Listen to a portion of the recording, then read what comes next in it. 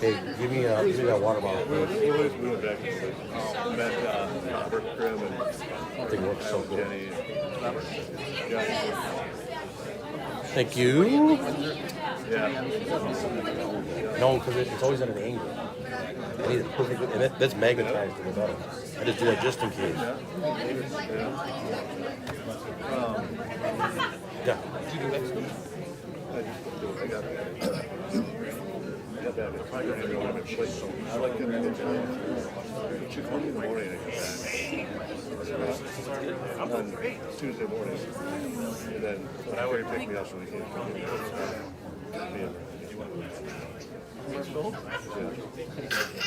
Yeah, just I didn't drink for this one.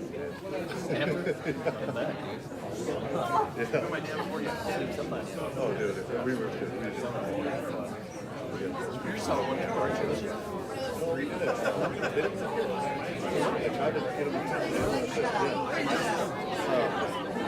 We went golfing though, and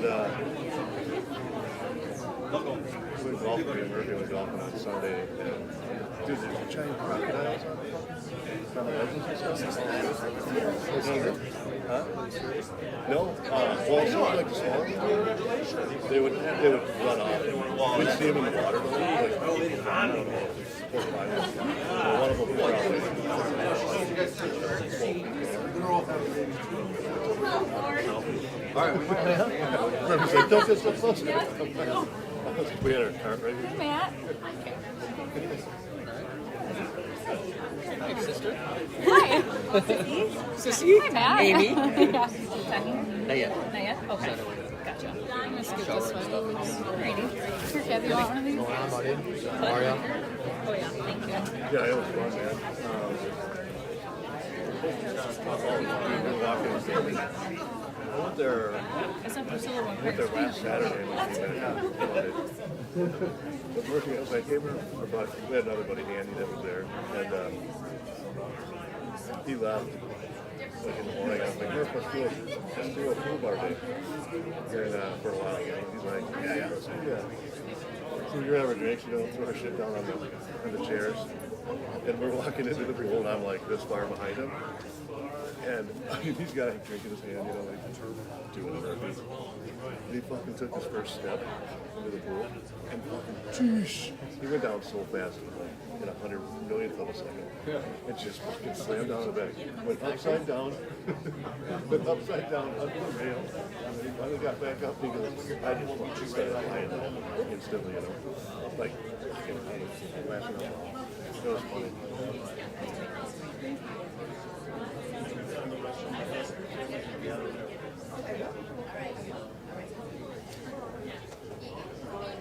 Hi there.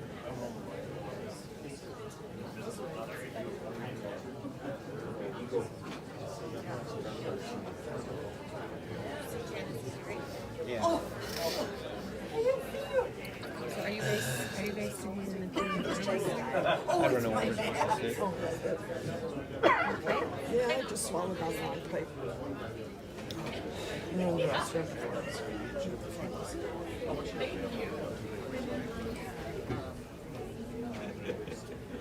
It's a little man.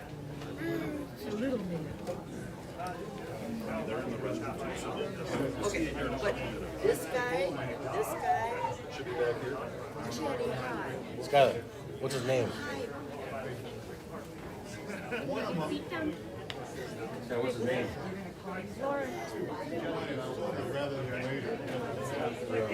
Travel Merc.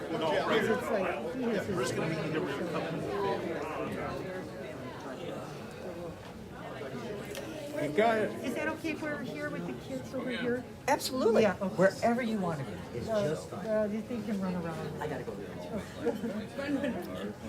You too. You.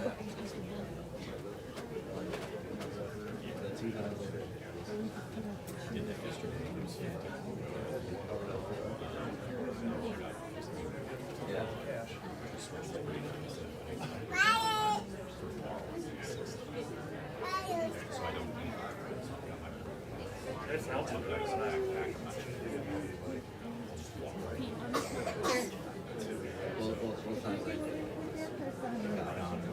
Stop by Target. These kids aren't getting sick.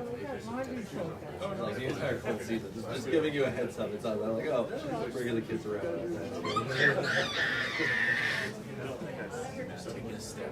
Did we sit here with Grandma? A little better. She's just a little rough. She was back in the ER yesterday, and I don't think they kept her very long reading the vision. They're having it just kind of ladder everything moving. Yeah. So they got it.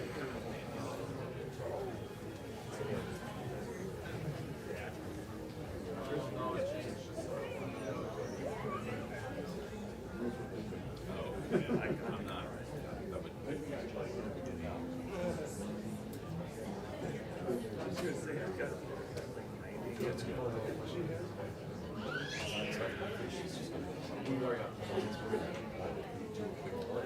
Christmas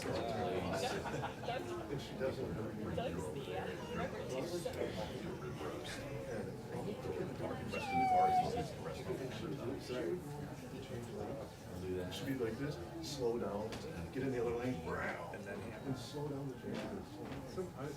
And so if you have sleeping up here,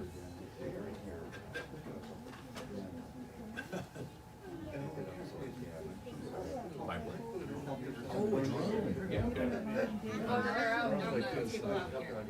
Yeah, like right as you walk in. and I was like, You could take it out over the river. Just have some transfers. I've got one of those. all of a sudden, like, and that kept, She sold it about a year ago. Slim down the video business to focus on counseling.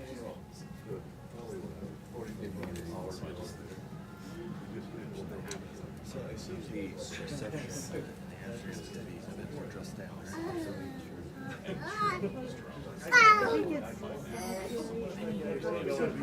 Yeah, the country club. So it's just probably not going to work. Kids are they tear everything up.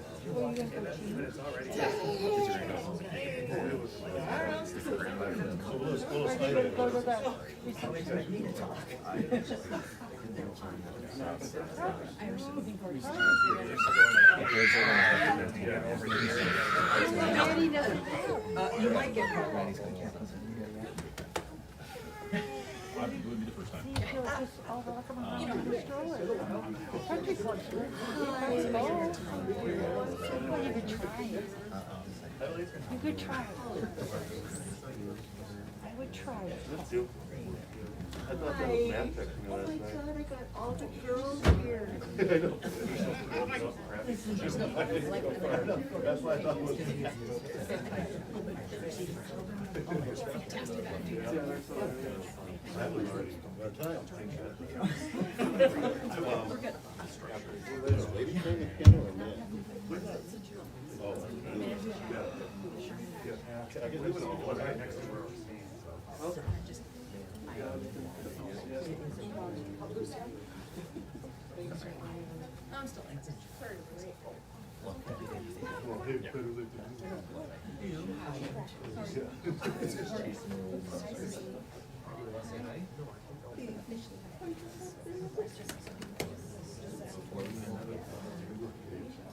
I'm still like, sorry. I'm like, sure, I'm supposed to be somewhere.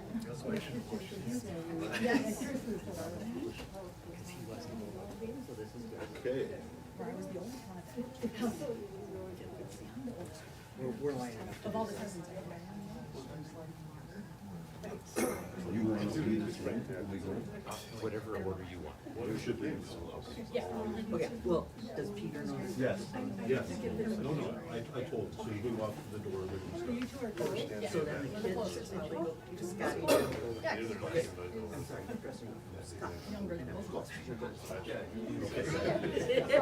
Chaplain's gonna lead us in, we'll just kind of resume the scene. If you have media family, you'll be up from first row. Okay? There's a chair for you right over by the podium. Yep. Okay. All right. You want to ready? Yep. Come on, guys. She's going last. We're the last. We're starting a new trend here. Then we go that way. Are you guys sitting there? Okay. You're singing? Go up in front.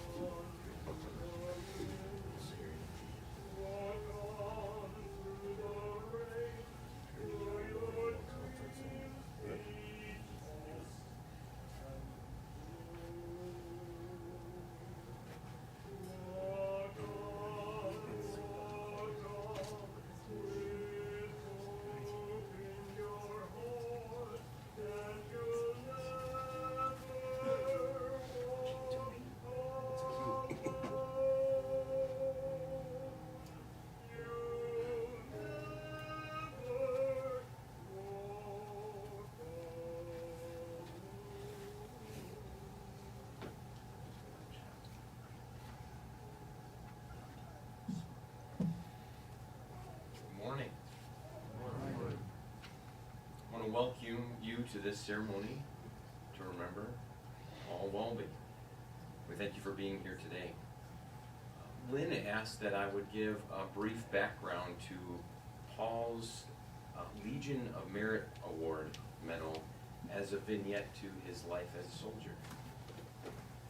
Congress created the medal, the Legion of Merit medal, in 1942 for individuals who have distinguished themselves with exceptionally meritorious conduct and performance of outstanding service, fidelity, and loyalty. It's armed with a 5-star White Cross with 10 points, centered on a field of 13 stars, surrounded by clouds which represent a new constellation, which is a description of the young republic used by our founding fathers. The laurel wreath alludes to achievement, and crossed arrows between the points of the cross represent armed protection of our nation. The authority to award the Legion of Merit is reserved for 3-star generals and above, and has become one of the most respected medals.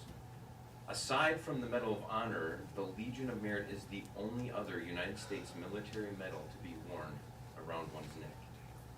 The Legion of Merit is 7th in the order of precedence of all U.S. military medals. It ranks lower than the Medal of Honor and higher than the Bronze Star.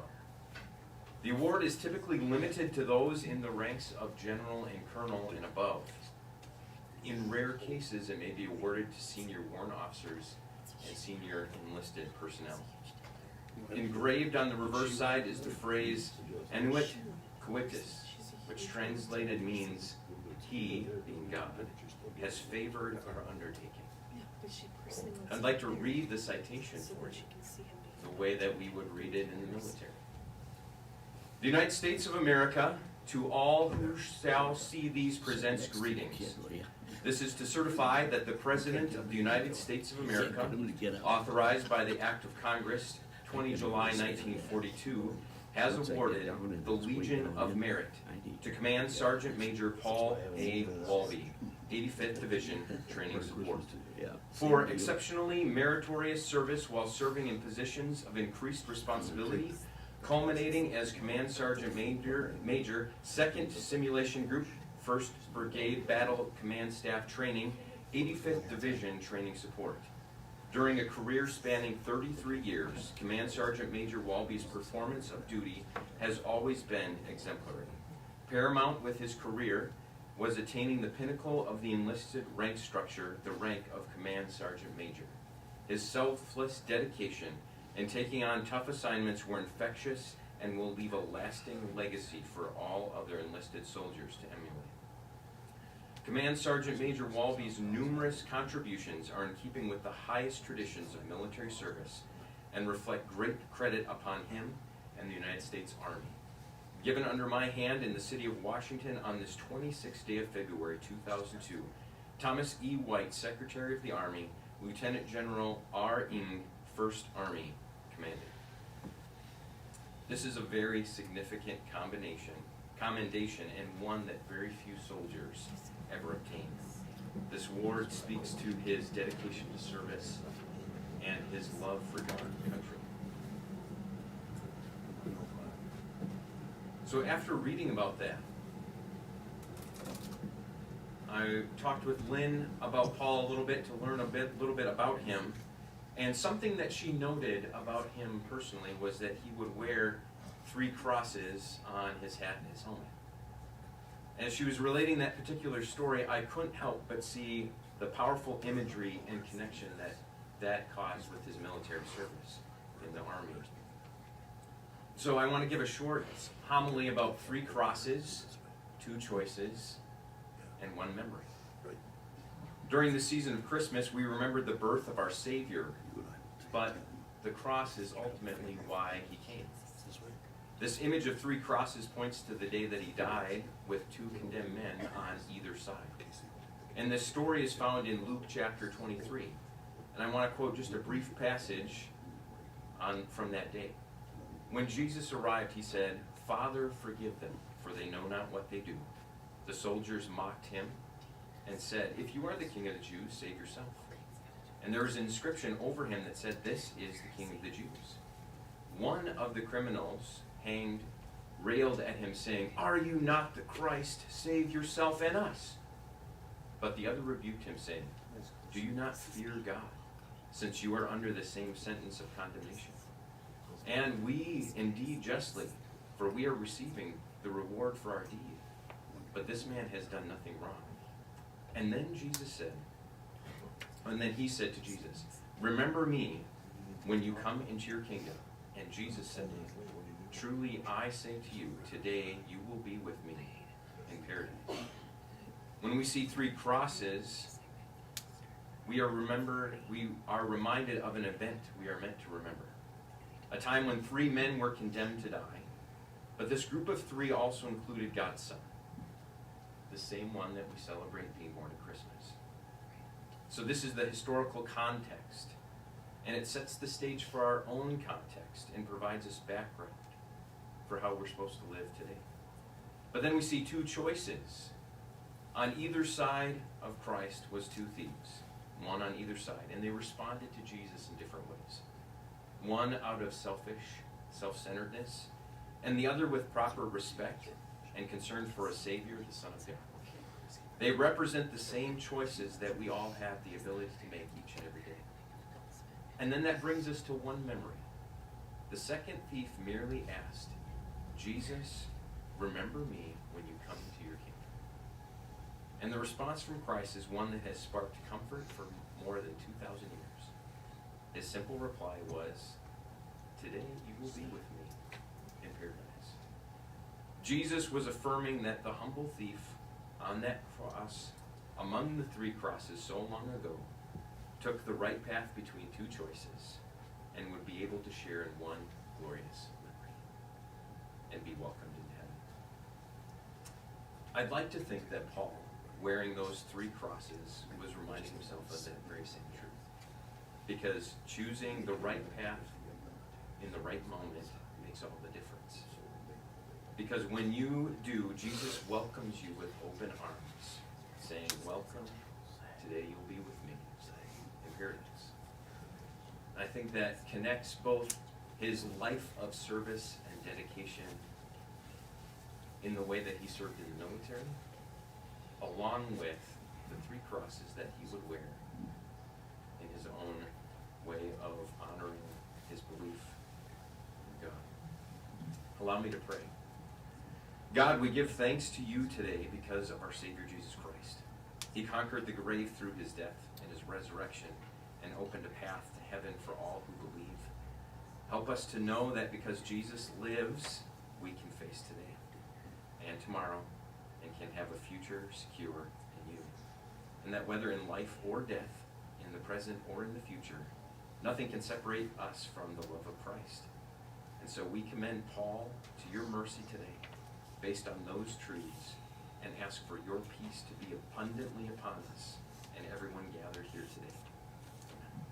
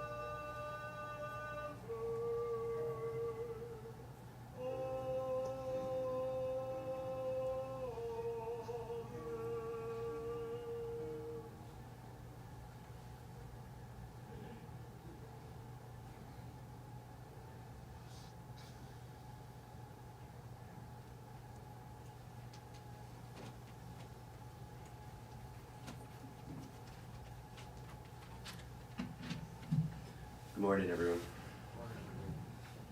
I'm going to talk a little bit about Paul and the relationship, at least I had with him. The first time I met Paul, I was working at the local gym here.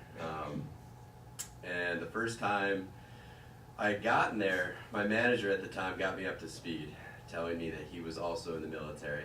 I had actually gotten out of the military at that point and got back in, but and also mentioned that he was a command sergeant major. Now, I can't speak to every command sergeant major, but the ones that I had at this point in my life were very notorious for maintaining Army standards. And those that were in the military know that it speaks volumes, right? When you would see him, when you'd see a command sergeant major walking in your direction while you're in the military, you instantly started looking around and looked for your escape route. Or you found yourself extremely busy at that immediate moment.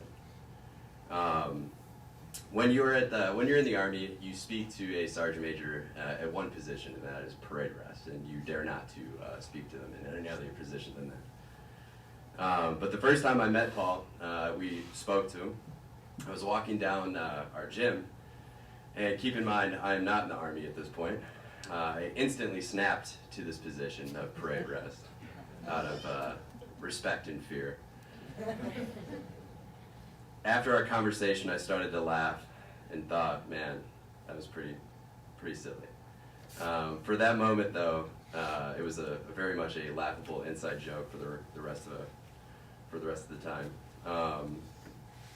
From then on, I always called him our sergeant major, which then he would instantly correct me and remind me that he was a command sergeant major.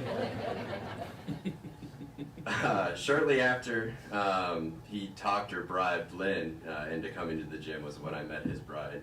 For a day. And our family-like relationship would continue to grow. Paul and Lynn is what I would call or what I self-called, or is a self-adopted grandparents. We shared many moments, the occasional beers on the back porch, Paul taking us to shooting ranges, going golfing, and taking tours of the Packer Cave. Swapping war stories, and the most humbling experiences were, with me personally, was our trip to DC after the Badger Honor Flight. There was 2 moments that I had with Paul where I'll never forget.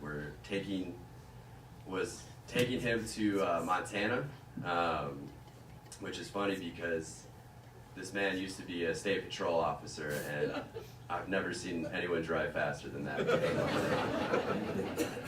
He was unbelievably excited to go there.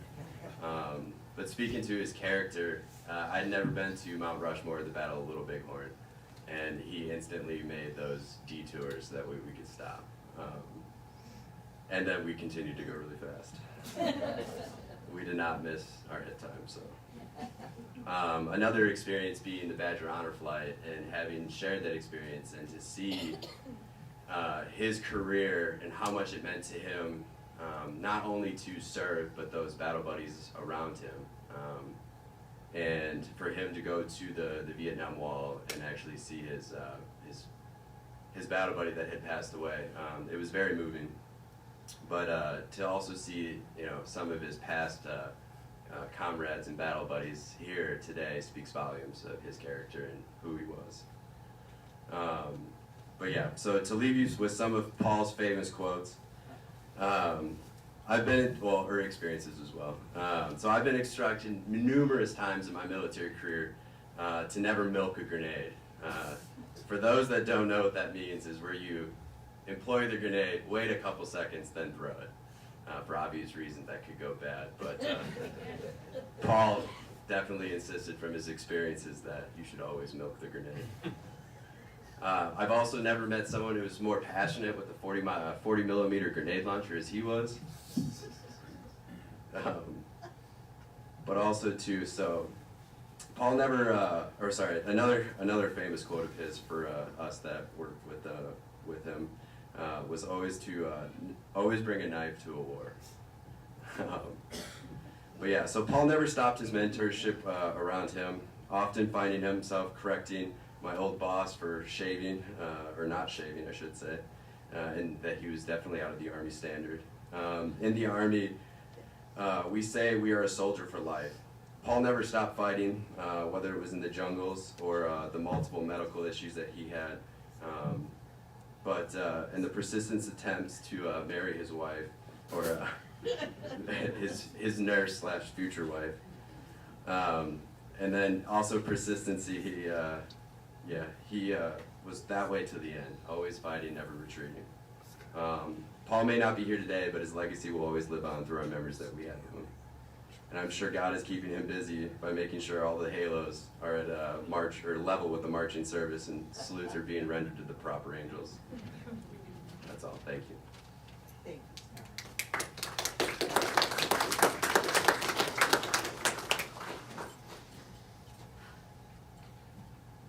Hello, everybody. Oh my God, look at all the people. I'm sorry, I just saw this for the first time. Took me by surprise. Well, we were supposed to play a song. Oops. It's okay. Do you want me to play it? Yeah.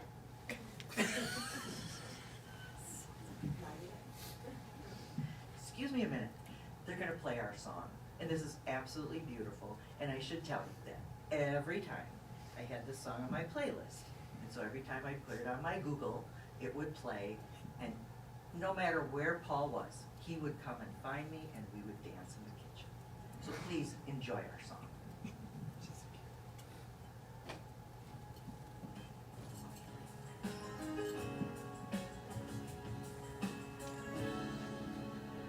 Now and forever,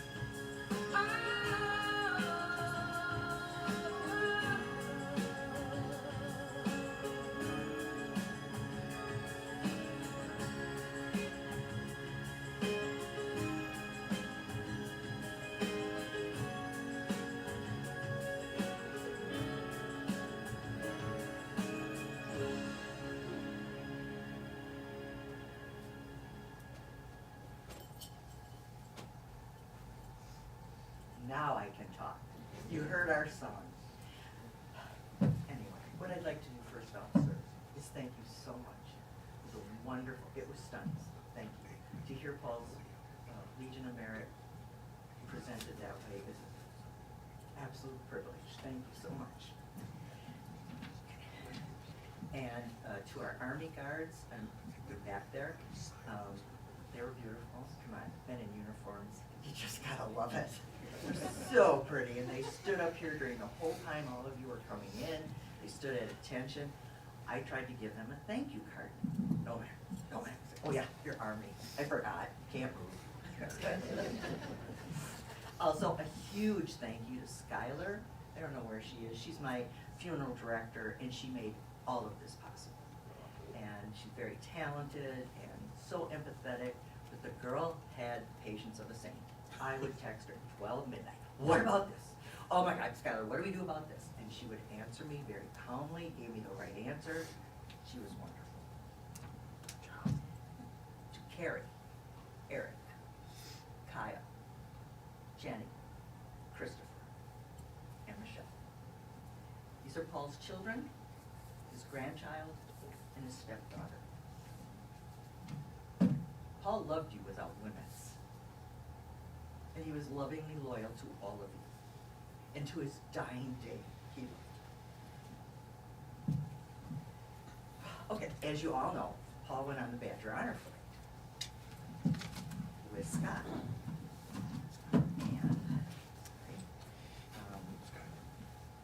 So, I have to tell you about the Badger Honor Flight. This is in my notes. So, took Paul the Badger Honor Flight, and we went to this huge meeting initially, and I walked up to a gentleman, and I said, I would like to escort Paul on the Badger Honor Flight. And he got really shy, and he goes, I said, why, what's wrong? He goes, ma'am, we don't take spouses. You don't take spouses? And it's so sweet, he goes, yes, ma'am. We don't take spouses because they're actually harder to deal with than the veterans.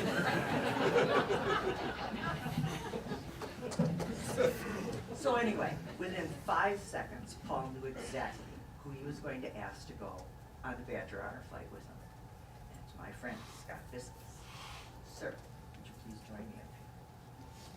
He doesn't know I'm doing this. It's a total surprise. So sorry, not sorry.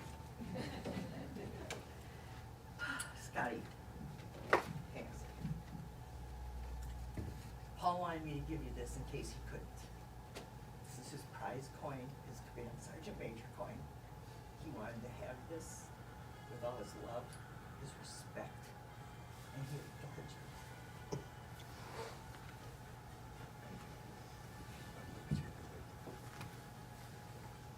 Now I gotta tell you a cute story about this guy. Okay.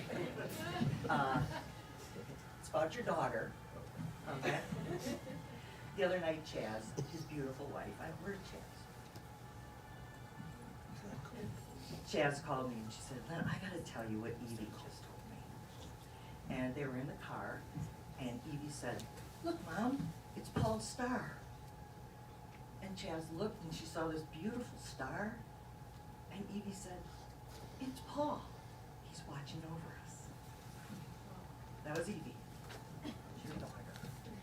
So proud. Okay. That story. Oh my God, now I gotta tell you the story of how we met. I've been practicing this, but everybody's heard this story 100 times. I'm quite sure, but it's worth repeating today. So, in 1986, Paul didn't feel good, so he called Dr. Judy Green. Where's Dr. Green? Dr. Green, you must stand up. There you are. She is responsible. Thank you. Thank you. Anyway, so Paul wasn't feeling well. He came in to see Dr. Green because he had brought all of his children to see Dr. Green, and he knew her and he trusted her. And so he came in, and doing my job, I grabbed his chart, went out to the lobby, and I said, Mr. Walby. And this guy stands up. He's tall. He's got these gorgeous blue eyes and this huge smile. Hi. Took him back to the exam room, had him take off his jacket. The whole time I'm taking his blood pressure, he is smiling at me. I put a thermometer in his mouth. He was smiling at me. Okay. So I had to ask him the usual nursing questions, like, do you smoke? He said no. Are you single? He goes, yes, so that's how I knew. Anyway, so then after his exam was over, he came out and stood at the desk and said, "Want to go for dinner?" "No, sir, I don't date patients." "That's it, don't date patients." Okay. The very next day, he came back to my office. And I said, "Oh, Mr. Walby, your hearing appointment is next week." And he goes, "I know that. I'm here to see you." Okay. Seriously, I hope you've reconsidered and you would like to have dinner with me. "Sir, I don't date patients." Who wants to date a sick person? That's all I'm saying. So anyway, he wouldn't take no for an answer. He did leave, but he came back the very next day, 3 times in a row, super busy on a Friday with 35 patients. Walby comes up to the desk, leans on the desk. "Have you reconsidered?" I said, "Sir, I don't date patients. You're a lovely guy, but no, I don't date patients." So he leaned on my desk and he goes, "So what's it gonna take? What's it gonna take for you to go out with me?" 3 seconds later, I said, "Hey, if you got Packers season tickets, it's a date." Paul leaned on my desk. He looked me straight in the eye with those big blue eyes and that huge smile. And he goes, "Section 125, row 54, seats 18 and 19, when do you want to go to the game?" We went out to dinner. We went to Packer games. We fell in love. And we lasted until happily ever after. Blow that line. Anyway, again, thank you all for being here. It means the world to me. And I appreciate it with all my heart. I wanted to let you know that I am so grateful for your friendship and your support. Paul loved you all, and he thought the world of all of you. It is very big. Thank you for being here today.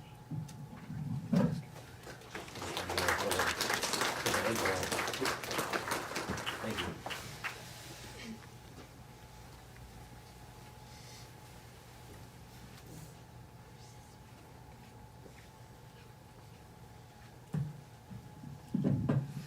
This does conclude services here at the funeral home. I'd first like to just thank each and every one of you for being here today, for Paul and his family.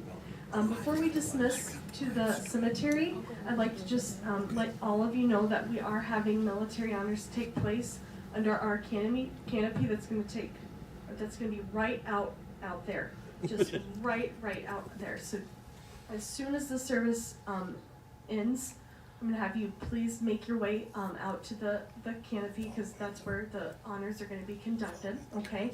If you are not wanting to go to the cemetery, the family has invited you all to Lake Windsor Country Club, which is just right down the road. So if you don't want to go to the cemetery again, you can make your way to the country club. If you do want to go to the cemetery, we are going in procession. We're going to be going to Norway Grove. If you do not have a flag on your vehicle, please come find myself or one of my associates and we can make sure to do so. And then I ask that you all put on your bright headlights and follow the car in front of you as close as possible as we go in procession. Thank you all. One thing that I noticed, I just met you today. Yeah. Unbelievable. What a memorable service. Stood up and I saw him. May I say, I've been doing this for 35 years, and I've never been ragged up like forever in my life during a funeral. As it should be.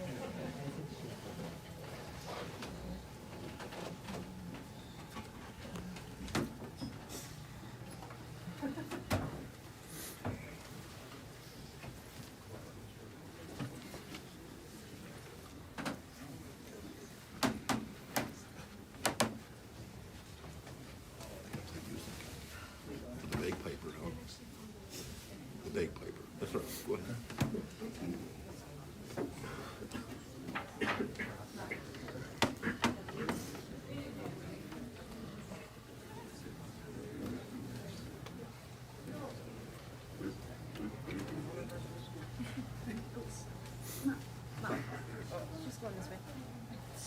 sorry. I was following the coffin. Pallbearers. Pallbearers. All bears come alongside, please. And you made them bacon.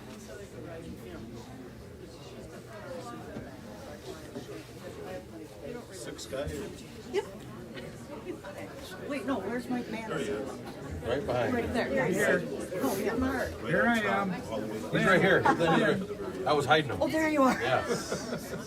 Okay, not real close.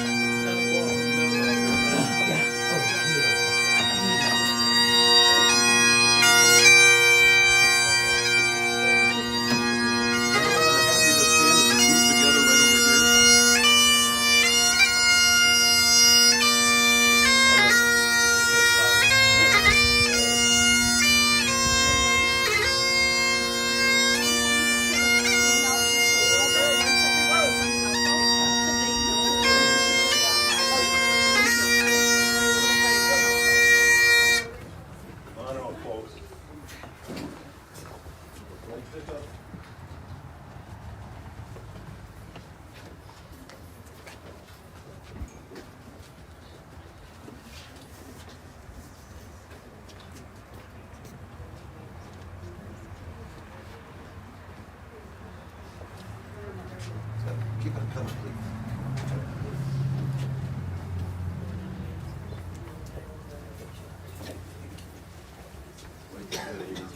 Just keep on.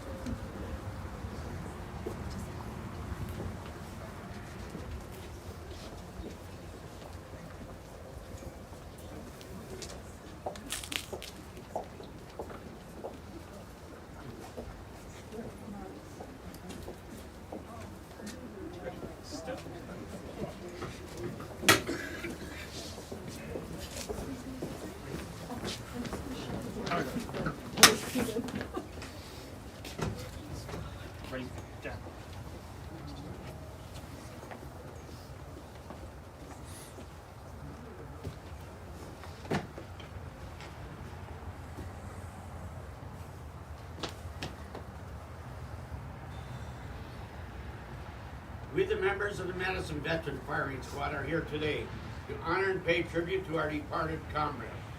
The march of our comrade Paul is over. We come to honor the memory of the one who offered his life and services for God and country. Mindful of the services nobly done, our comrade has been called to everlasting rest. Captain, salute our comrade.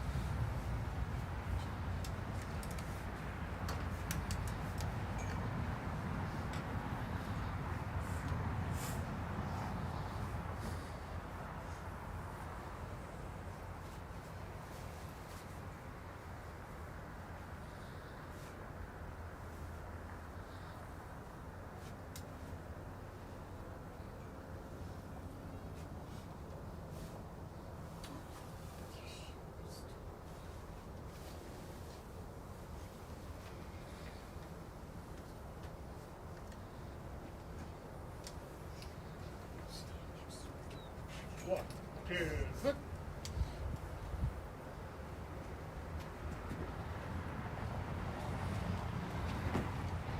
To my right, stand by. Hey.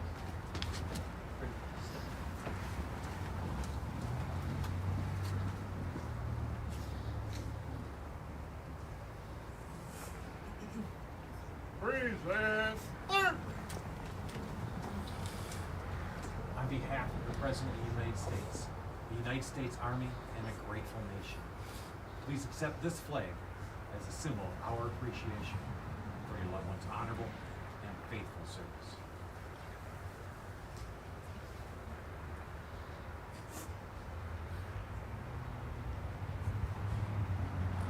Fire!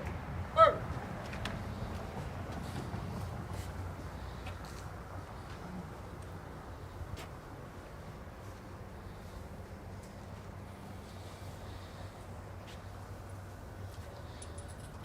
Accept these rounds. Fire did not occur again. Please accept my condolences and that news. It was our honor.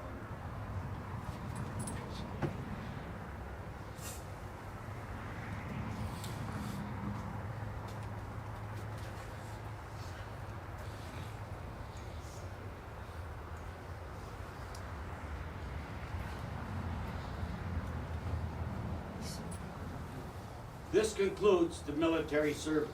Captain, dismiss the squad.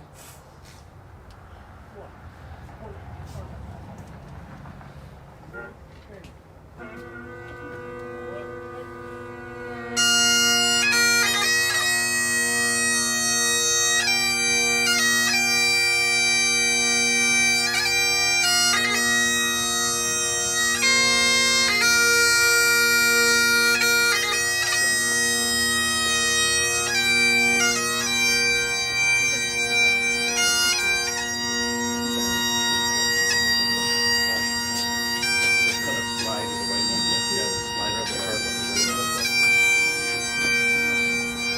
That's good. Join our hands, the hands of the gentleman. All lift up together. Always a check. Right down the middle, the best you can. Thanks for your help.